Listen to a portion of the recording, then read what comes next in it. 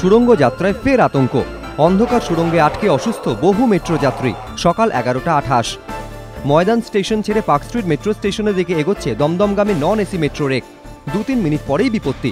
Park Street metro স্টেশনে ঢোকার মুখে বিকল হয়ে যায় রেকটি। সকাল 11:45। ভিড় ট্রেন আটকে অন্ধকার সুড়ঙ্গে। বন্ধ ট্রেনের আলো, পাখা। তীব্র গরমে অসুস্থ হয়ে পড়েন বেশ কয়েকজন যাত্রী। যাত্রীদের অভিযোগ, মেট্রো কী কারণে আটকে রয়েছে তা তারা জানতেই পারেননি। বেলা 12:15। পার্ক স্ট্রিট স্টেশনে ঘোষণা শুরু। জানানো হয় মেট্রো বিভ্রাটের কথা, কিন্তু বিভ্রাটের থেকে বারবার ঘোষণা করা হয় টালিগঞ্জ থেকে নিউ গড়িয়া এবং সেন্ট্রাল থেকে দমদম স্টেশনে পরিষেবা চালু রয়েছে। বেলা 12:20। ঘোষণা কানে পৌঁছতেই ক্ষোভে ফেটে পড়েন ট্রেনে আটকে থাকা হাজার হাজার যাত্রী। আতঙ্কে ট্রেনের মধ্যে অচৈতন্য হয়ে পড়েন বেশ কয়েকজন যাত্রী। বেলা 12:30। অবস্থা বেগতিক দেখে থার্ড লাইনে বিচ্ছিন্ন করা হয় বিদ্যুৎ সংযোগ।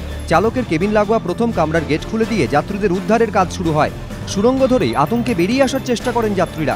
ধীরে ধীরে বের করে আনা হয় অচৈতন্য যাত্রীদের। দুপুর 12:55। বিভ্রাটের কারণ খুঁজতে একে একে ঘটনাস্থলে পৌঁছন মেট্রো ইঞ্জিনিয়াররা। খারাপ হয়ে যাওয়ার একটি সরানোর চেষ্টাও শুরু হয়। দুপুর 1:20। সরিয়ে নিয়ে যাওয়া হয় অচল মেট্রোর একটি। ততক্ষণে শহর জুড়ে ছড়িয়ে পড়েছে সুড়ঙ্গে আতঙ্কের খবর। রাস্তায় ছড়িয়ে পড়ে যানজট। দুপুর 1:30। অচল রেক সরানোর পর অবশেষে শুরু হয় মেট্রো পরিষেবা। আটকে থাকা যাত্রীদের চোখে মুখে তখনও আতঙ্কের ছাপ।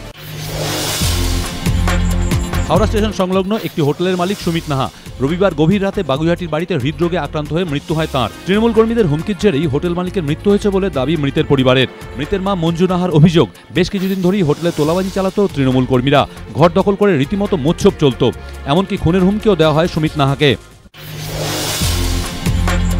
অবশেষে প্রায় 1.5 মাস পর আত্মসমর্পণ দীপালি সাহার। সরকারি আইনজীবী বিরোধিতা না করায় আত্মসমর্পণের পরই জামিন পেলেন বুথ দখলে অভিযুক্ত সোনামুখী তৃণমূল বিধায়ক।